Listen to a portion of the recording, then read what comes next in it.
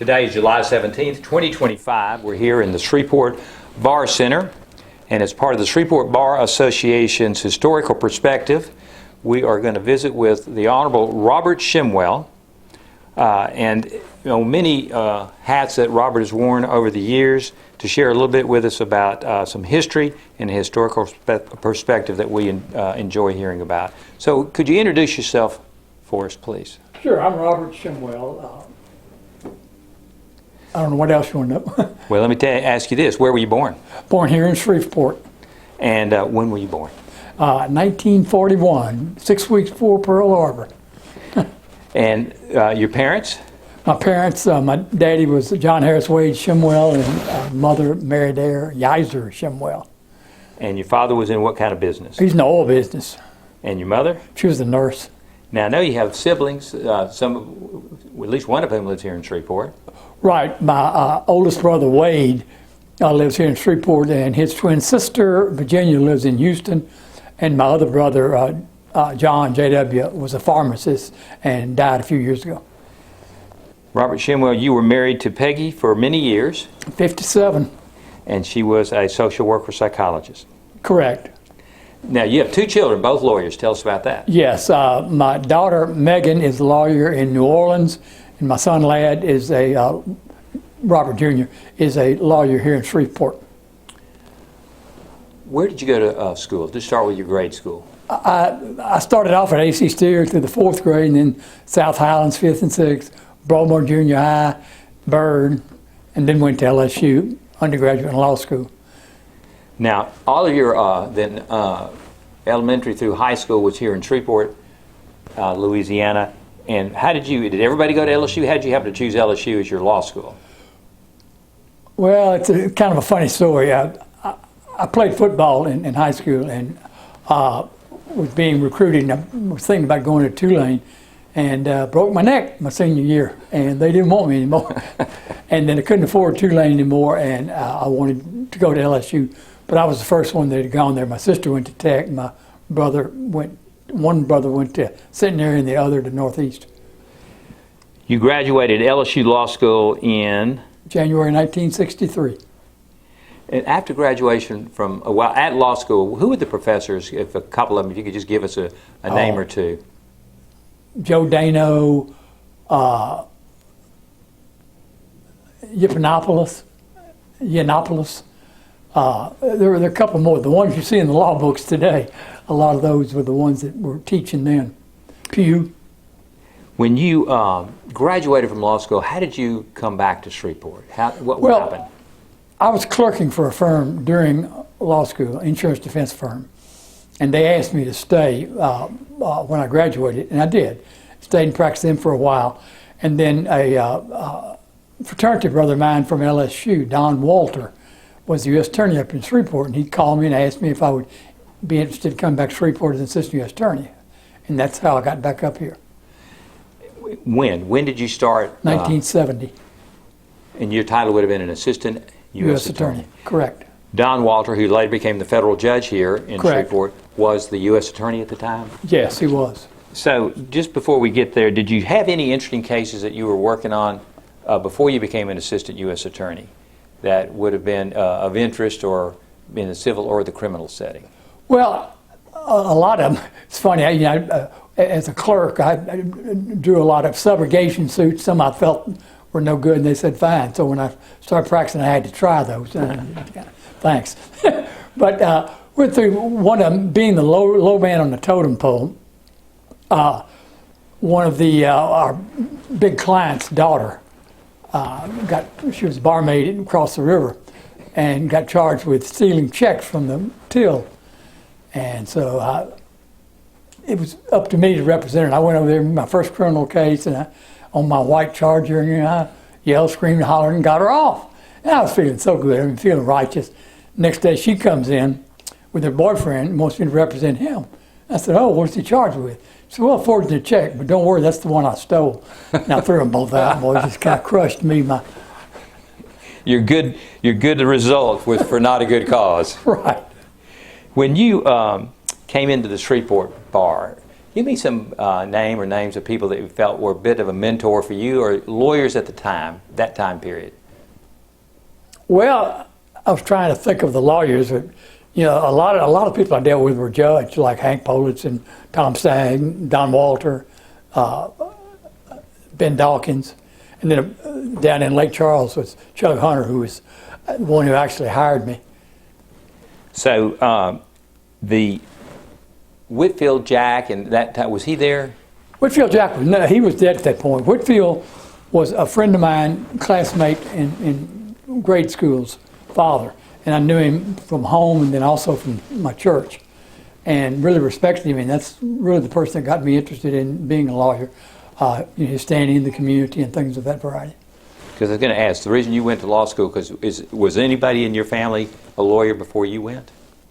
No, my grandmother had gone to Loyola, not whatever it is. It was by back then by you know. When you're reading in? Yeah. Well, no, she never took the bar. She just got a degree from the school up in Chicago. I can't remember which one it was. Yes. But she was the only one anywhere near law, and I just wanted to do that. So let's go back to when you were an assistant U.S. attorney. The types of cases, what were you working on at the time? Oh, they had a lot of cases. One I remember right off, of course, is the Caddo desegregation case, where I had to act kind of as mediator between Washington and the locals. They were both just off the chart, one way or the other, and it was a difficult time and situation. Also, you know, I handled some criminal cases, and I was chief of the civil section, and I ran that, and got an award for that from a national award badge from the Justice Department, civilly. What type of cases would the assistant U.S. attorney handle in a civil setting? Well, I handled anything from med-mal to FCIC, Federal Crop Insurance Corporation. Went to state court on that, and there you go. The federal, the crop, and the federal corporation and insurance. You had 3 strikes against you, and state courts would eat you up. They didn't want to. Yeah, they didn't want to see you do No.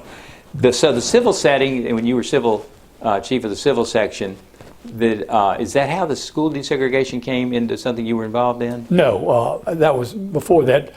Civil, we handled suits against the government, and then just a ton of collections. I mean, there were so many, both farm and home, going in foreclosure.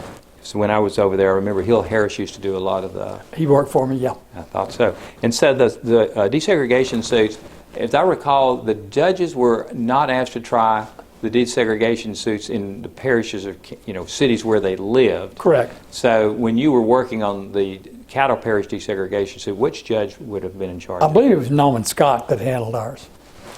So let me move forward a little bit. After you finished your time as assistant U.S. attorney, what did you do next? Well, while I was assistant U.S. attorney, I've always been administrator. I mean, we had softball teams that I always organized. But I did some interviewing for Don as administrative. So Judge Hunter came to me, asked me if I would come down to the clerk of court's office and straighten that out for him for a while. I was about to go into private practice that time. I said, why not?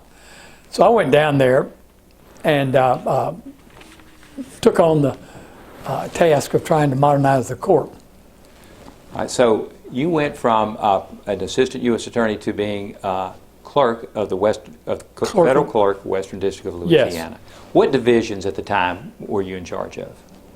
We had the Shreveport Division, Monroe Division, Alexandria Division, Opelousas Division, Lafayette Division, and Lake Charles Division. What judge was pretty much in charge of the Western District when you started as the clerk? Judge Hunter. So, and Chuck Hunter was originally, Edwin Hunter was from Shreveport, I think. Minden. Minden. And in Lake Charles at the time you started? Yes. Who were the judges here in Shreveport? It was Ben Dawkins was senior at that time, and right about the time that I started, Judge Stagg became the sitting district judge. And tell us a little bit about what did you have to do, responsibilities and duties as the clerk of the federal Court, Western District of Louisiana? Our judges were very good in delegating, and they just said, run it. And I felt it was my duty to do everything I could to help them move their docket so that they could do things that only black robes could do and spend their time doing that. So we did the scheduling, we did all kind of things, worked on local rules, a lot of things like that. Robert, where was the clerk's office, the federal clerk's office, when you came and took over? Where was it The physically main clerk's located? office here in Shreveport, I think we had 2 deputies in Lafayette, 1 in Alexandria, and a half in Opelousas, 1 in Lake Charles. And so, but you were in charge of all those locations? Yes. And did that require you to travel? Yes, I'd go around, to the different places and all. And that geographic division, because really the first thing that I started to do in that court was I introduced a microfilm system, because when I got there, Shreveport, being the case, had the records. And whenever a judge would try a case, motion, or anything in division, we'd ship the whole record to that division. A physical paper record? Yes. And I thought that was very inefficient. So what I did was get a microfilm copy, and I would try to keep the official record where the judge was and a microfilm copy in Shreveport, or vice versa. What building were you located in here in Shreveport? Well, we started out in what's now the library, and then built the courthouse later on over on Fannin, I think it Street. was. All right, so and that was the old one, which was, we didn't own it. It was built by Shreve Land, and they leased it to the government. So that was the Joe D. Wagner Yes, it was. federal building. Yes, it was. But so you actually started as the clerk when the federal clerk and the judges were in the old library down on Texas Street? Yes. Didn't realize that. So which is, No, I didn't, because we had just moved, because I was with the U.S. Attorney's Office when we moved. And we had just moved into the new building about the time I started. but you would have been in that old building as the U.S. Attorney's with the U.S. Attorney's Office? Oh, yeah. So, so what was the reason they moved from that historic old building on Texas Street to that, what was just a nondescript federal, it wasn't a federal courthouse, just a federal building, Joe D. Wagner? The old library was just inadequate. Like when we had grand juries, it was down on the 2nd floor, and you had to put marshals out in the hall to keep people away because you couldn't keep the sound out. There were just a lot of things. It was not efficient for a federal court.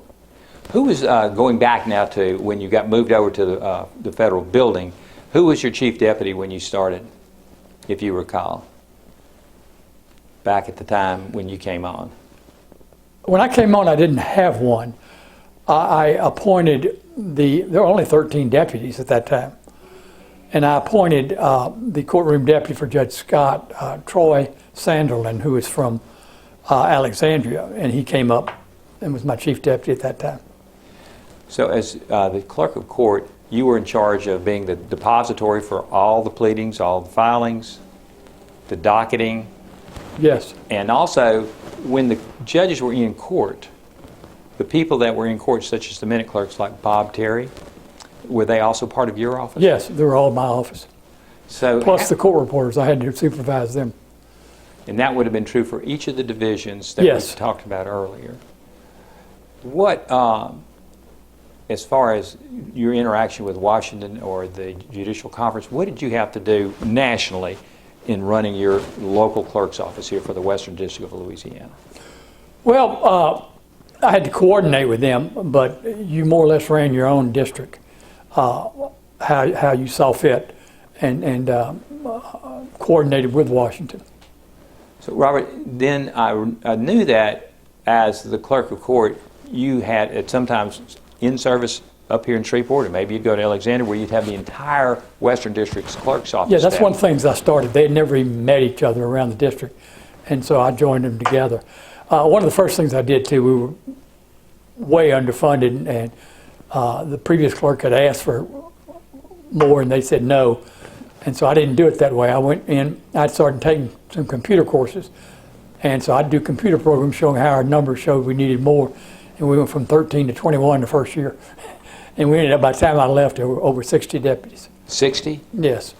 And also, I know that some of the parties that were connected to your district-wide clerk meetings were themed up, like there was a Hawaiian party, but you were giving out awards. It seemed like the camaraderie was also quite good. Yes, the camaraderie was very good.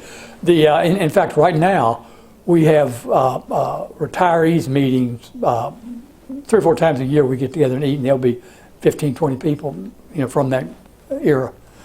Because most of those people I hired, since we were so small then. When did your clerk's office move over to what is now the Tom Stagg Federal Courthouse? I can't remember which year it was, but we were very involved in the planning of that.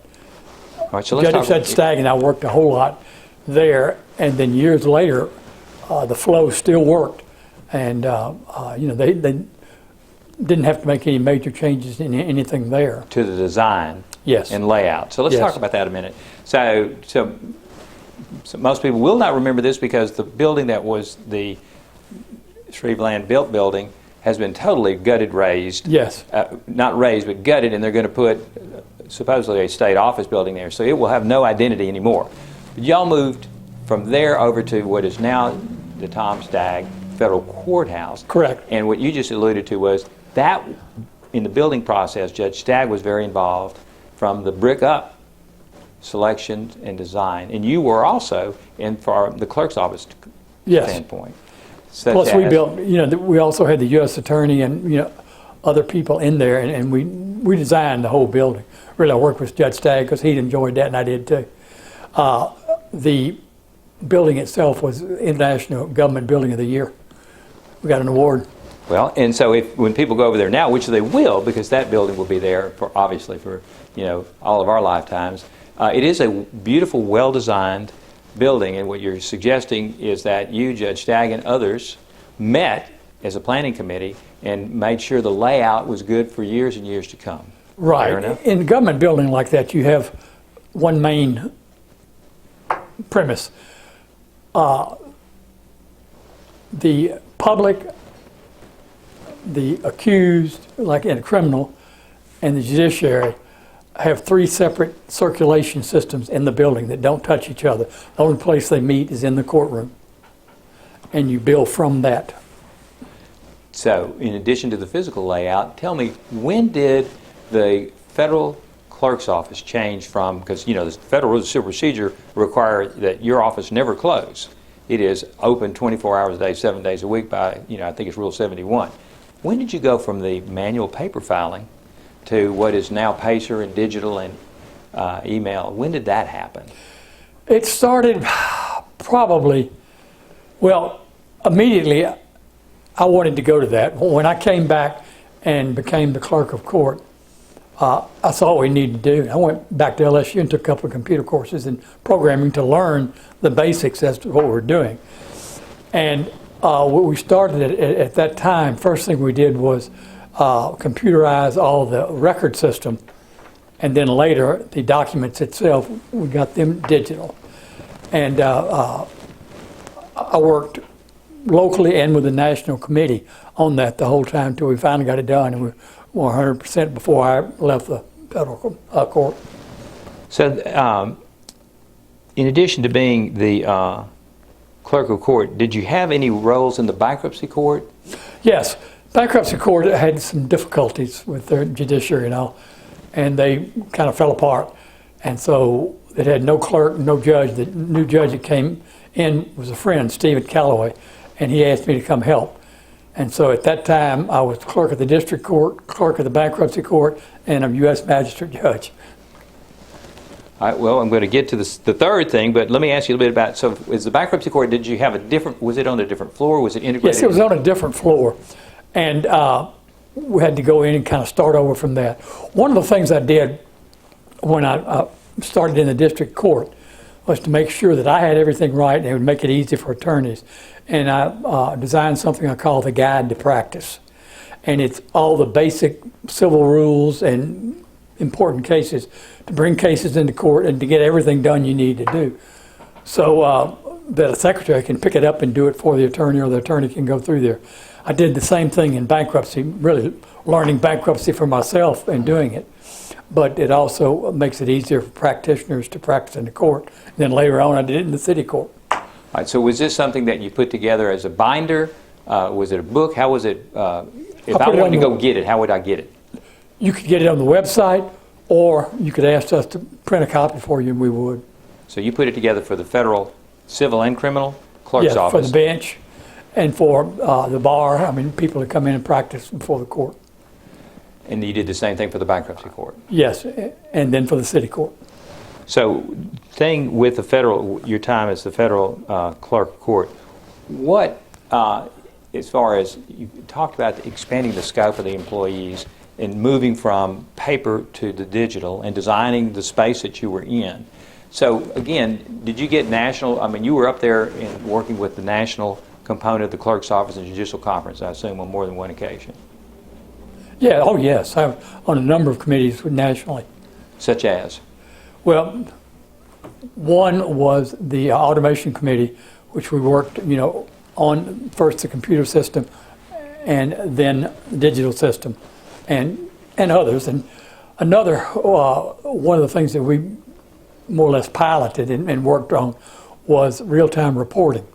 Having the court reporter put it in a machine so it can be read digitally on a screen at the time. And we did that, and that was a very important part of the digital system when it got to it. And I also served on committees that I'd go around doing review of courts around the country and helping them design their procedures and get more efficient as to what they were doing. All right, so let's talk about that. So when you say courts around the country, like where?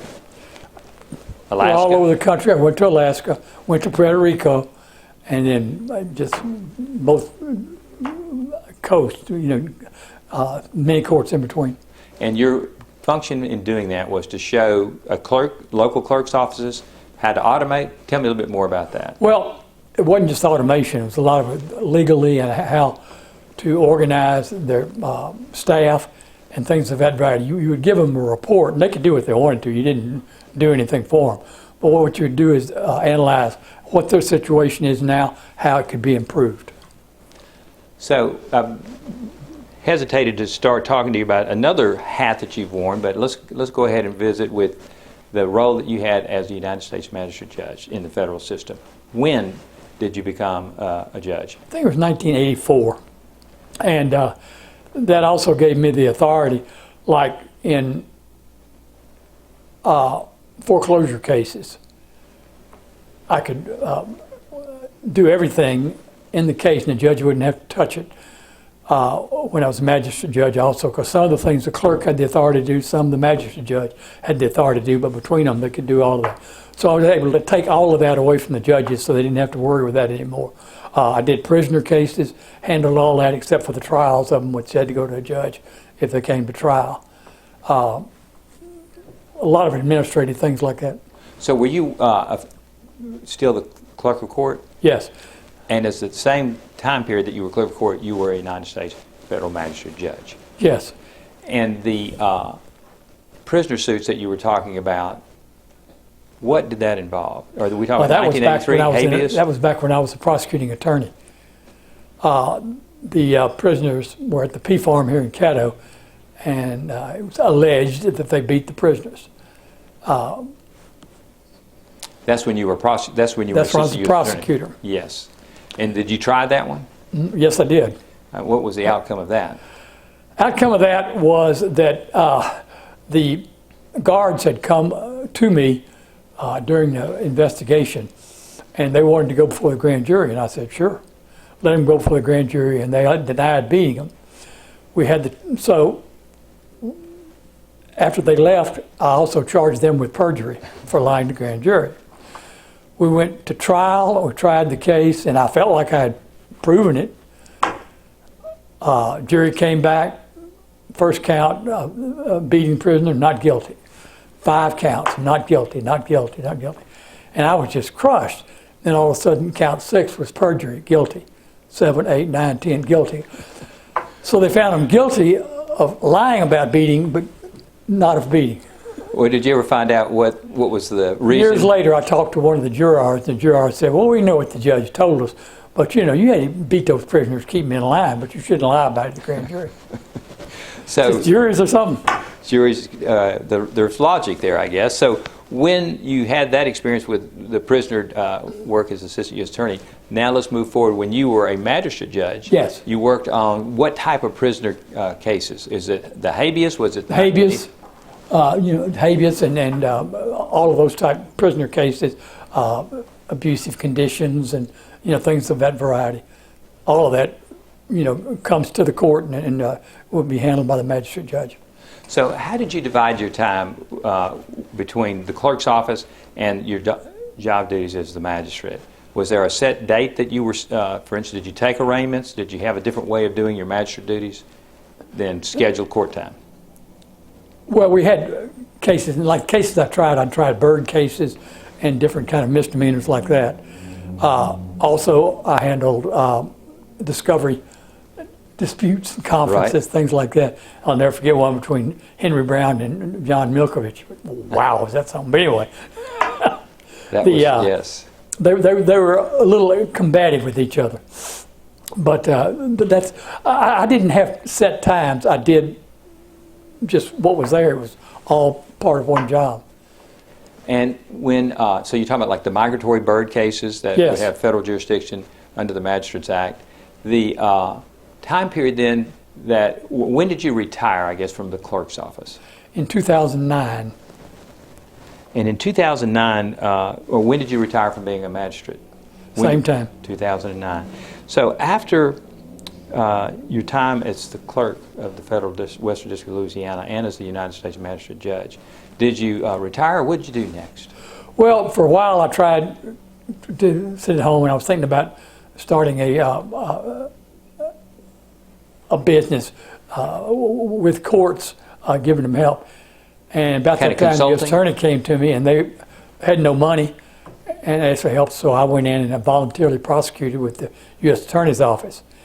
And while I was there, Bill Kelly, who was the chief judge of the city court, came to me and talked to him. And I interviewed, was chosen as the clerk of the city court in 2012, I think it was. All right, so you were doing volunteer work with the Assistant U.S. Attorney's Office Yes. after retirement, but and Bill Kelly would have been the chief of the city court Yes. judge. What, I guess, caused you to go from the federal system, and now we're into the city of Shreveport's city court system? I'm just curious, how did you decide to take that challenge? Well, being retired, I had skills that I had used to computerize, digitalize the federal court. And the Shreveport City Court, to me, was in sad need of that type skills. And so that's mainly what I went there to do. So I'm looking, it looks like it's 2011. You stayed at the Shreveport City Court until 2020? Yes. Thereabouts. So tell us a little bit about what you did to improve Shreveport City Court's clerk's office. Well, when I got to the court, I was looking to see first what I could do to computerize it. And I found many things. It was more an efficient ticket handling situation than, quote, a real court. So we went in and I started, first thing I did was have local rules for the court, which they didn't have, and to help them organize what they're doing. And then many of the procedures in the clerk's office did not comply with the rules. And we complied with all the rules, and by the time we got through, the court was compliant with all court rules, and it was an active court. And along the way, we started trying to digitalize. I got a contract with someone who did that type thing. And we were digitalized in 2009 by the time I left. And so I went ahead and retired at that time. So you were able to take the city court system into the digitalization and the Yes. e-filing. It just like today, what is out there today was something Yes. you implemented, because that was not the way the clerk's office was handling their pleadings. Oh, no, not at all. And now the Shreveport City Court, as you said, it handles tickets, but it also has a civil component, such as Right. evictions, small claims, and it has a criminal component, a very Yes. active docket. So you were the clerk over all civil and criminal. Yes, I was. Do you remember, in addition to Judge Charles Kelly, who else was out there? Lee Irwin, Pam, I can't remember Pam's last name. Got it. Her husband was an attorney with, anyway. Yes, with Cook Yancey. Sheila Sims. And so did they take civil and criminal? Yes. Like, off to the different Right, ones? you would handle the dockets, and whoever's the judge happened to be that was assigned to that day that's how they'd get their assignments. They'd handle that docket. Where were you physically? Where was the Shreveport City Court when you started? It was next door to the police station over right off Texas. And was it the new building? Were you Yes. there when it was the new Yes. building? And so you didn't have to do any design work, or did you do any design work for the clerk's office itself? Yes, internally. I built cubicles for all the people and offices for the administrative staff, like the treasurer and things like that needed to have privacy. How many people were you over at the Shreveport City Court? I don't know, 40, 50, something like that. So that was a big group of people It was a when you decent started. size, yeah. What about interaction with the judges over there? What did you have to do with the judges? Well, we'd have interaction a lot and have monthly judges meetings and other interaction as it was needed as things came along. The same question, did you have any roles in the state court, in the state for being clerk of the Shreveport City Court? Were there any officers that you held? Did you have to go to any meetings? No. Or any statewide? No. And I know you've given seminars over the years. Yes. Some on both the federal and the Shreveport City Court, as far as rules, Yes. how to practice. So the handbooks you talked about, you have one for bankruptcy, you had one for the clerk of court when you were in the Western District. Did you do anything for the Shreveport City Court? Yes. And I tell me a bit also about did that. a guide to practice there so that anybody could file a suit and do whatever they needed to do. I would gave them all the pertinent court rules, local rules, state laws. What about the time when you retired or decided to retire from the Shreveport as clerk of the Shreveport City Court, and you had modernized that court and converted it to digital? What was your reason for retiring at that point? Second retirement, if not third. Well, I was through doing what I was doing, and my wife had just passed away, and I was just tired of working full time. So what do you do? What are you doing with your time now? Well, now, one of the things, my son has a private practice firm, doesn't have a notary, so I do all his notary work for him. Because he has a lot of it, like collection, they have to do notary. Also, my wife started a nonprofit agency for the homeless mentally ill, and it grew quite large and did a lot. And I'm on the board. In fact, I'm the president of the board of that organization now, trying to help it along. All right, I know you're proud of both your children who are lawyers. You've got Yes. how many grandchildren now? 5. Some in Shreveport, some in New Orleans? 2 in New Orleans, and then right now in Shreveport, my last one just graduated from Rhodes College. Got 1 in North Carolina and 1 in Colorado. Are you doing any traveling to go see kids, or are they coming to you? Mostly they come. I go to New Orleans, and that's mostly where I travel.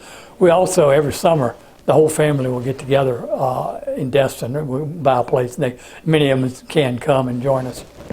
So, Robert, let's talk a little bit about your sports active all your life. So you played high school football, got Yes. good enough to get recruited, injury derailed your career, but you were always very active, and you were an avid runner, correct? Yes, And there was a group that would run out of the YMCA downtown? yes. So you remember who was in your group? I remember seeing you guys often running down the Clyde Oh, Payne yeah. Parkway. We had different people.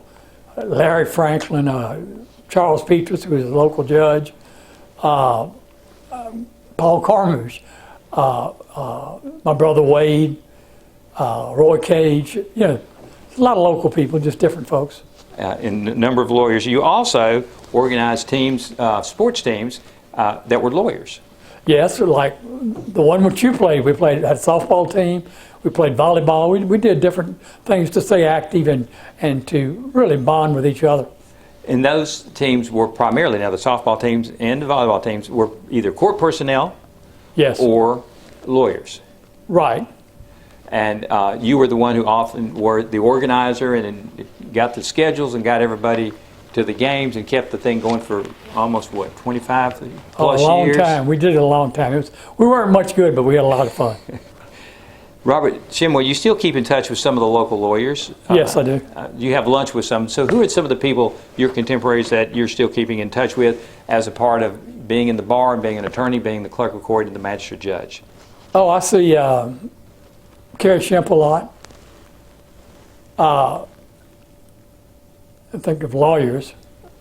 I also have a group, we have a group, in fact, lunch today with my high school class from 1959 from Byrd. And we get anywhere from 10 to 18 retirees from there. That are still coming? Yes. Where do y'all go? Do y'all go to Strawn's? Where do y'all go? Superior Steakhouse. And then I see you sometimes with like Frank Bright and Paul Yes, Carmouche. Frank Bright, Paul Carmouche. John Frazier. That would be the group John Frazier. of lawyers that you still are on maybe a weekly basis keeping up with? Oh yeah, Robert McGowan, Pat Hennessy, you know.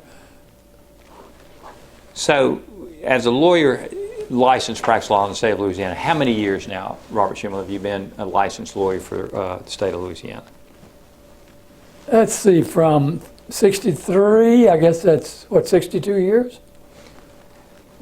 And during your time as practicing lawyer, clerk of the court, U.S. magistrate judge, and clerk of the Shreveport City Court, you've obviously contributed quite a bit to the local bar and the local legal community. Would you agree with that?